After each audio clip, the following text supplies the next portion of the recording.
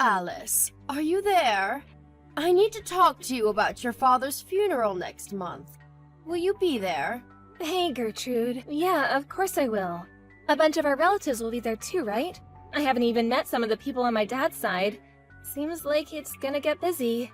He sure was, love. Let me know if there's anything I can help you with. You know, organization, planning, invites, that kind of thing. Anything you can help me with? Sorry, Alice, but I don't think there's anything someone in your predicament could help me with. Don't worry about me. I'm happy for you to just sit around and do nothing. You're hardly the most mobile person in the world with that unfortunate leg of yours, are you, dear? No, it's not that bad, really. I know it might look like I struggle a lot, but other than running, I can still do pretty much anything. Oh dear, what a shame. It seems as though trying to soften the blow by giving you a gentle hint wasn't a good idea, so I'll just say it. I don't need our relatives thinking I'm so incapable I need to enlist the help of a cripple, thank you very much. If you do insist on coming, make sure you sit quietly and don't get in my way. Oh, I'm sorry, Gertrude. I understand. The fact that my son married a cripple in the first place is embarrassing enough. Without me being seen to be reliant on you to carry out basic tasks. What in heavens was he thinking? Telling people you exist is uncomfortable enough. I hardly feel like parading you around in front of everyone. I hope you don't think I've acknowledged you as my daughter, because most certainly I haven't. My Sam was adamant he only had eyes for you, and that your disability made no difference to him. That boy's so damn stubborn, I knew resilience was futile. Which is why I begrudgingly accepted it. Right, I see. I was looking forward to having a cute daughter-in-law to take out to cafes and on shopping trips with me. I had such high hopes. What an astronomical disappointment you turned out to be. I would have never believed in a million years he'd choose to spend the rest of his life with damaged goods like you. He must be atoning for some seriously evil deeds in a past life. That's the only explanation that makes sense to me. Gertrude, please, why do you have to speak to me like this? Sam's the kindest man I've ever met. Besides, it's not like we fell for each other because of our looks in the first place. I fell in love with your son because of who he is deep down, just like he did with me. Just because one of my legs doesn't work makes no difference to him. I don't need you to tell me how kind Sam is. I'm his mother, for heaven's sake. Let's face it, he'd have to be a saint to choose a useless good-for-nothing like you. Gertrude, I love your son, and I'll do whatever it takes to win your approval. I want you to know that I'd do anything for him, and to rest assured that he's in good hands with me. What good could a malformed cripple who's so totally reliant on others she can barely tie her own shoelaces possibly do for my son? I do wish you wouldn't talk such nonsense, dear. I can't claim to have any idea what you're like getting around the house, but I've seen you many a time using crutches and a wheelchair outside. Right. So, what? So you have the mobility of a 97-year-old, and you have the gall to claim I should rest assured that my son can rely on you? What would you do if he couldn't work for some reason? What would you do if he lost his job? I'd help out with the family finances for as long as he needed me to. Of course I would. I freelance from home, so my lack of mobility doesn't mean I don't bring in any money. And even while I may technically be disabled, beyond the occasional, very minor inconvenience, it doesn't cause me any problems in day-to-day life. It's precisely because I find that so hard to believe that I'm worried, my dear. But I suppose worrying won't get me anywhere. We have to face the facts. Worrying won't make your legs work again. I'm sorry. Did I ask you to apologize? No, I did not. Ah, yes, that reminds me. There was a favor I wanted to ask of you. Oh, really? What is it? I'd love to help out. I wanted you to get rid of all of the weeds in my yard before your father's funeral. Got it. No problem. I'm pretty sure I recall you having an electric mower, right? I'll have it done in a jiffy with that. Unacceptable!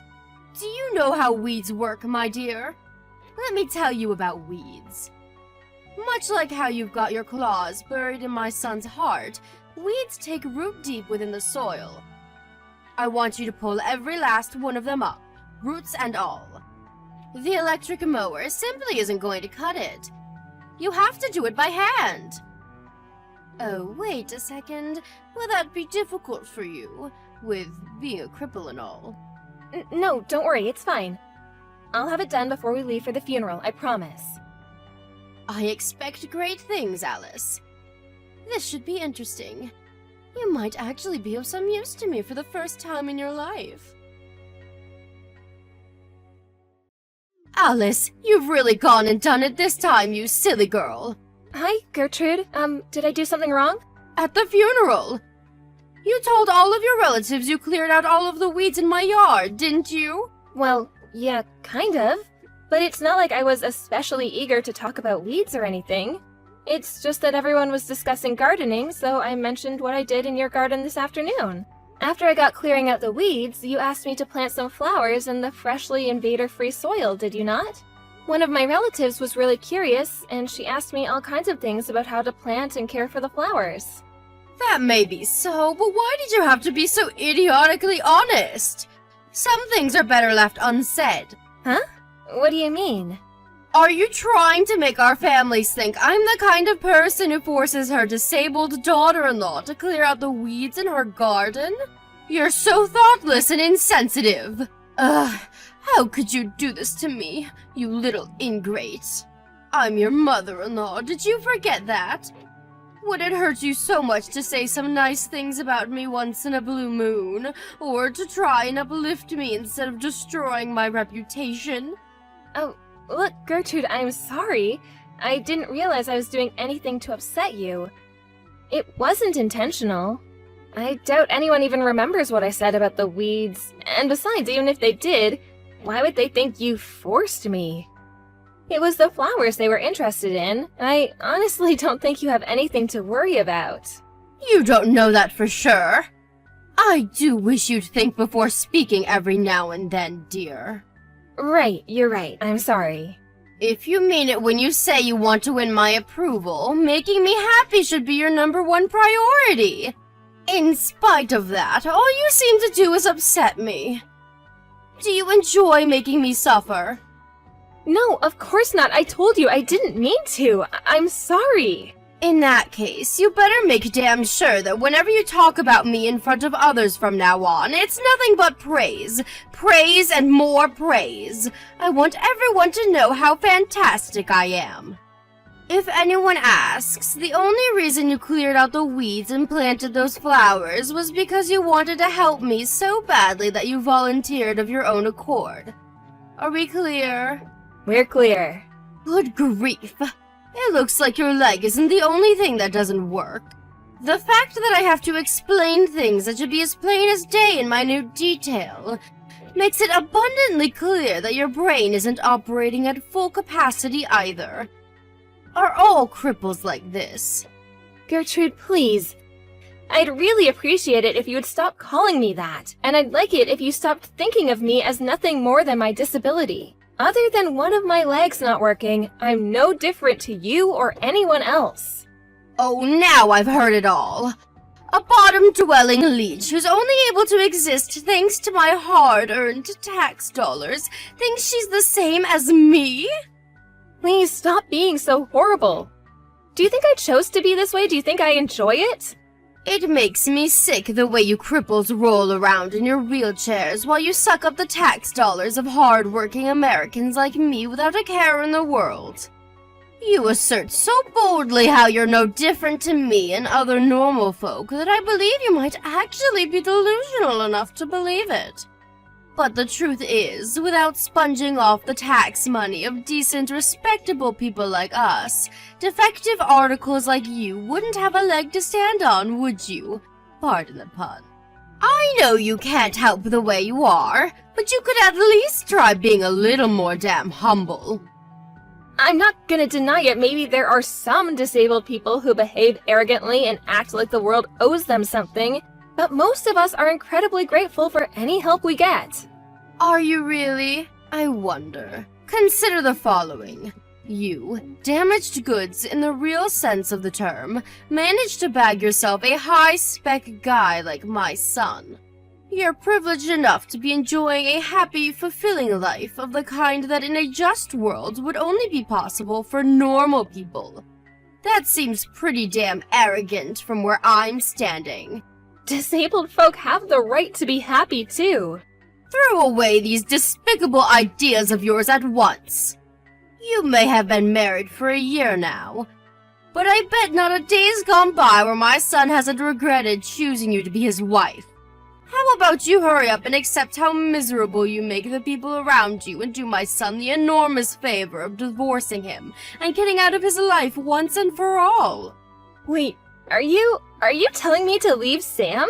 Believe me, dear, that's all I've ever wanted. How could I want anything else? You're nothing but useless, damaged goods, and you serve no purpose in any of our lives. What's the point in keeping you around? You bring nothing to the table. Alice, my leg is itchy. Bring me a back scratcher at once. I can't come and see you again today, Gertrude. I have some important business to attend to now. Important business? More important than me? Impossible! You come back to the hospital right now. Are you being serious right now? I was literally just there. I'm sorry, I can't. I have an appointment to make. I really gotta go. Don't you feel sorry for me? I can't even walk. I'm disabled just like you now. You'd think you of all people would understand how I feel. Sure, I understand how difficult not being able to walk can be, but that doesn't mean I'm gonna drop what I'm doing to cater to your every whim and desire at the drop of a hat. Ah, I see. That's it, isn't it?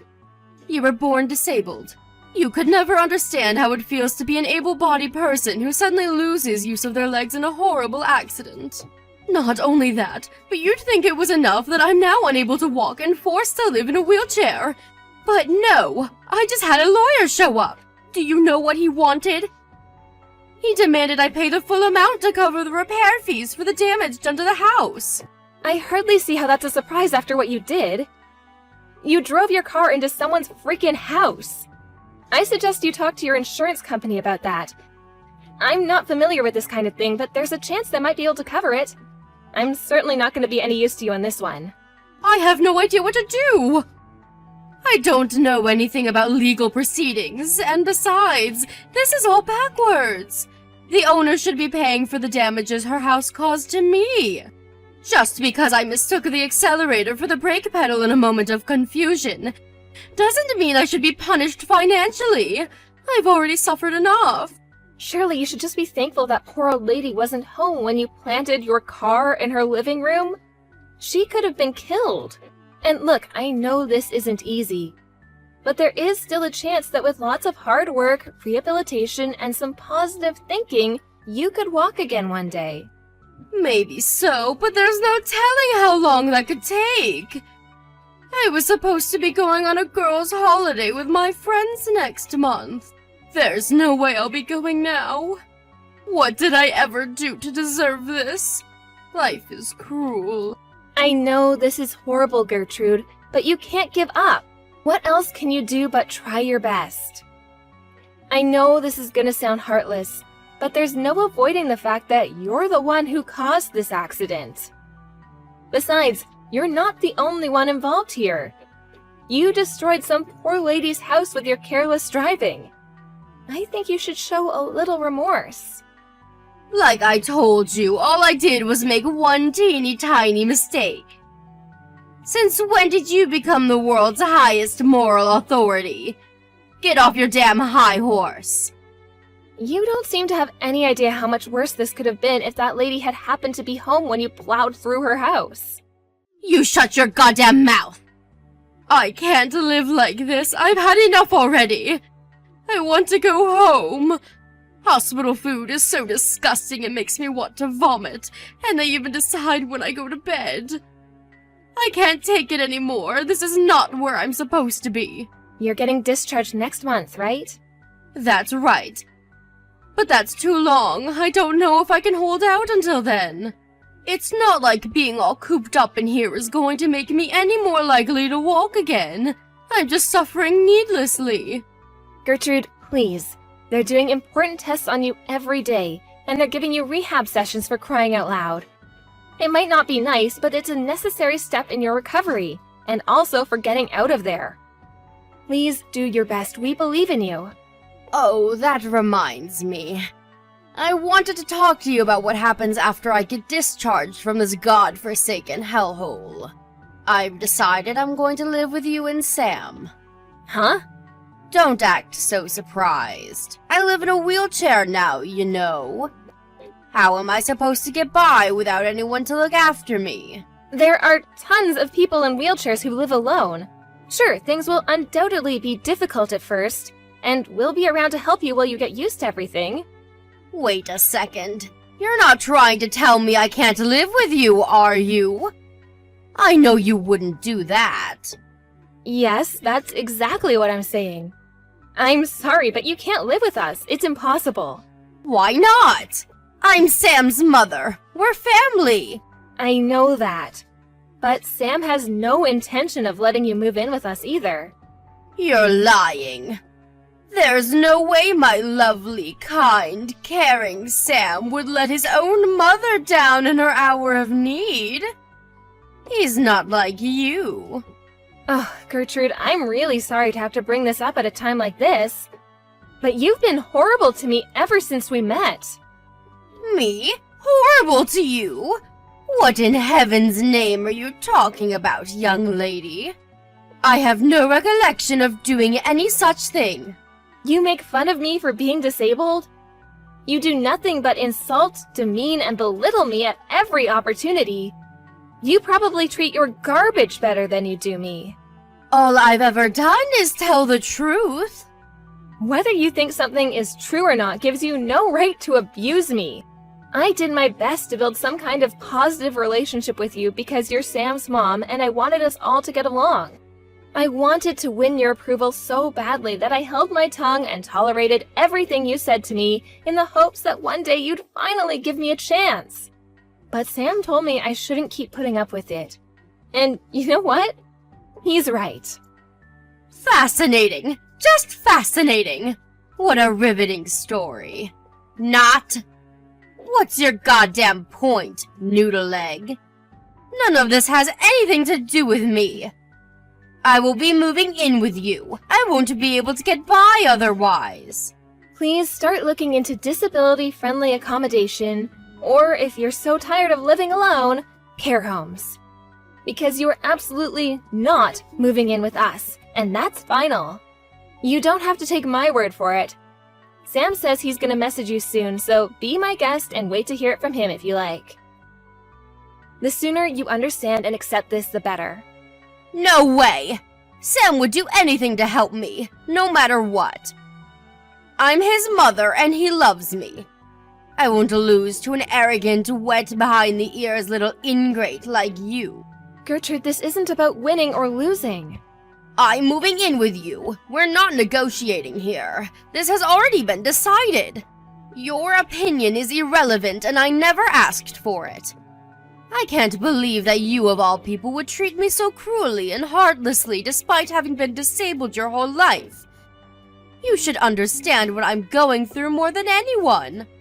What's wrong? Are you scared you won't get my son's full, undivided attention anymore? That's it, isn't it? You're jealous. Give me a break, not even a little. Then how about you keep your mouth shut and start listening to my son? I know he wants me to live with you, and I won't hear another word on the matter from the likes of you.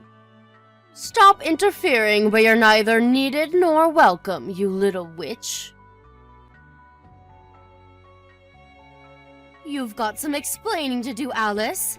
You haven't been to see me in the hospital for an entire week. What in heaven's name is going on? Just like I told you before, I won't be helping you with anything anymore. Oh, I get it. You're trying to avoid the issue of me living with you and my son, aren't you? I can read you like a book. Wow, are you seriously still talking about that? You just don't know when to give up. You were obviously never gonna listen to me. But Sam's explained over a dozen times by now that there's no way you can live with us. What's it gonna take for you to understand? Irrelevant. I'm his mother, and my word is law. I see. But you living with us is literally impossible. Where there's a will, there's a way. You can say whatever you like, but it changes nothing. I will absolutely, 100%, indubitably, definitely, surely, certainly, unequivocally be moving in with you. I've already hired a moving company to have my things dropped off at your house. The wheels are in motion and there are no brakes on this train. As things stand, the plan is to arrive there sometime during the beginning of next month. You should be grateful. This is an opportunity to be of some use to someone. Maybe if you're lucky, the day will finally come where I no longer think of you as useless damaged goods. Didn't you always used to go on about how desperate you were to win my approval?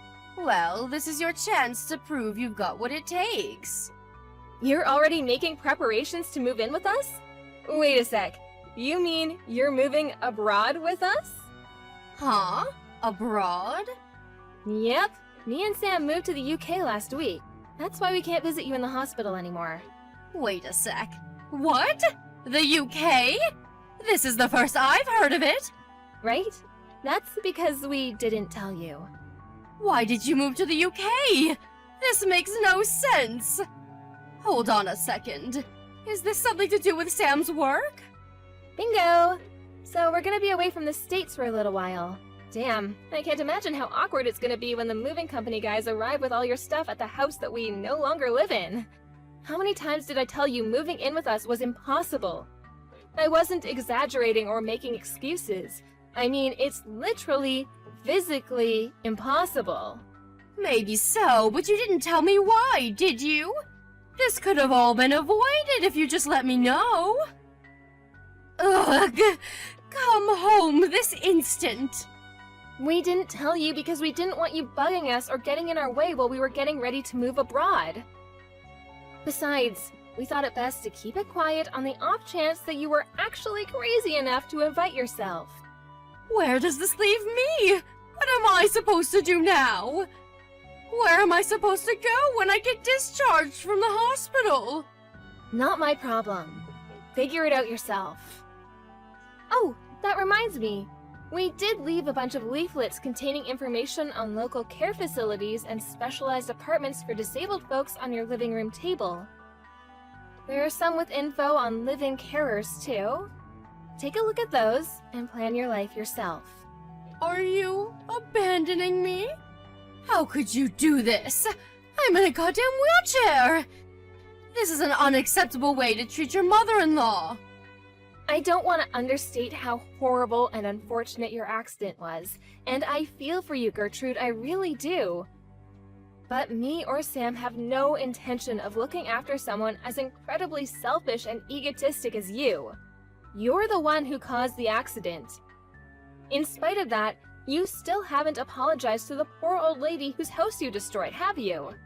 She has more than enough of my money to care about epoxy apology. I've already lost my life savings because of the compensation I was forced to pay for her repairs. Her house can be fixed. My legs, on the other hand, cannot. Do you really think I have the time to be thinking of others in the situation I'm in? It's not that I don't understand how you feel. But I want you to think for a moment. I want you to remember something you said to me a little while ago. What was it again? You could at least try being a little more damn humble. So how about it, Gertrude? Have you not got what it takes to show some humility? That's super important for cripples like you and me, after all, right? This isn't fair. I was a normal person when I said that. I mean, no, wait. I'm still a normal person. I'm not a cripple. I'm not. They said there's a chance I might walk again if I work hard at rehab. Great. That means you can stop trying to rely on others and live by yourself then. You are normal after all, aren't you? Shouldn't be an issue, right? I am, but things are different now. Or at least for the time being. Have you no heart? Don't you feel in the slightest bit sorry for me? Your poor aged mother-in-law has to live in a wheelchair for heaven's sake. You have no idea how crushingly lonely it can be to live on your own at the best of times, let alone in this state. Have some sympathy. If you got enough fight left in you to be pestering me like this, I'm sure you'll be just fine. You know what astonishes me the most? That you actually think I'd help you after the way you abused and made fun of me for being disabled all this time. Surely you're joking. You have to be. No human being is this ridiculous. But I thought you wanted my approval. I thought I made this clear already, but any desire for your approval I may have had back then has completely disappeared. I'm blessed enough to have a kind, caring, loving husband who accepts me unconditionally for who I am, and that's all that matters. What more could I possibly want? Alice, listen to me. I'll accept you as my daughter-in-law and my son's wife if you let me move in with you. This is what you've been waiting for all this time, isn't it? I may have been a little inconsiderate towards you at times in the past, but I get it now. After losing use of my legs in the accident, I finally understand how you feel. I'll never do anything like that again. Won't you at least think about it? Pretty please? I will not. We could find a place with wheelchair accessibility in the UK, you know. I know the rest of the world isn't as advanced as America, but they should at least have ramps. You wouldn't happen to know anything about why I haven't been able to get through to Sam for the last few days, would you? Would you be a darling and pass on a message for me? I need you to ask him to consider flying me over to the UK to live with you both. I won't be doing that. But Alice, I'm begging you. I'm in a wheelchair and I'm begging you. What's the harm in passing on a message? Why won't you just hear me out here? You haven't heard me out even once ever since we met. Why should I suddenly be interested in anything you have to say? Alice, I'm so sorry. I've been a fool. I'm so sorry for the way I've treated you. My behavior was unacceptable. I feel horrible, dear. But I really am begging you here. I'm begging you with every last fiber of my being. Please. Please don't abandon your mother-in-law like this. Sam already made this clear, but apparently it didn't go in, so I'll tell you again. You're not the only human being on this planet, and you need to start living with some consideration for others for a change. The world owes you no favors, and you can't always get your own way. That's life, and the sooner you accept it, the better. I'm not saying I want my own way all the time. Besides, I obviously don't get it, do I? If I did, I wouldn't be alone and miserable in this wheelchair. This isn't my fault. There's no reason for me to speak to you as long as you're living in denial of what you've done. Have a nice life. Alice, wait. I'm begging you. Please just pass the message on to Sam. That's all I ask. You can hate me, you can curse me, you can think what you want of me, but please, please pass on the message. I'm sorry. I'm remorseful for the way I treated you. I'm sorry I ignored the way you felt for so long, and I'm sorry I ignored everything you and Sam said to me. There's nothing I can do for you. Surely that's not true. Sam thinks the world of you. Surely one word from you is all it would take for him to reconsider how he feels about me. If you forgive me, you will too. I just know it. But I'm a defective article. Good for nothing, remember? Even if I wanted to, I could never be of use to anyone. Your words, not mine. All I'm doing right now is what your son asked me to. Which is why there's nothing I can do for you. You're on your own. Have a nice life. Bye! After that, I was beraged with a torrent of panicked messages from my desperate mother-in-law. Naturally, I blocked her, and now, with her gone, my life is stress-free. I said all I had to say at the end there, so I have no regrets. A major toxic influence has been removed from our lives, and we're not looking back. That said, she decided to move into an apartment complex equipped with specialized facilities for disabled people, for which she needed the signature of a close relative to act as her guarantor. We enlisted the help of Sam's uncle to act as a go-between to avoid the unpleasantries of corresponding directly with her. And so the procedures to dispose of her once and for all are currently underway. I can't help but feel a little guilty for dragging Sam's uncle into Gertrude's mess, but it couldn't be helped. To my surprise, he readily accepted. He said he'd long had his suspicions she might be mistreating me because he knew exactly what she was like from his own experiences with her growing up. Eventually, her application for the wheelchair-friendly apartment was approved. She's currently living there alone. Everyone who knows her thinks she got exactly what she deserved after finding out the way she'd been treating me, which sadly for her means that she never gets a single visitor. After being paralyzed from the waist down, my mother-in-law, who used to be super active, having formerly been an avid mountain climber, is now confined to a tiny apartment and leads a wretched existence of soul-crushing loneliness. I heard from a friend of a friend who happened to see her out shopping that she looked like she'd lost all her spirit and vigor, a depressed, broken husk of a human being. What life brings next is entirely down to her. In any case, it's not our problem. She's not in our lives anymore, and she never will be again. She's nothing more than a distant memory now. Me and my husband are looking towards our own future together and intend on building the best life possible for ourselves in the UK. I have nothing but gratitude towards my amazing husband and our wonderful relatives, who have all been super supportive over the whole Gertrude incident. As for me, I'm gonna carry on working as hard as I possibly can to ensure that mine and Sam's happy lives together continues long into the future.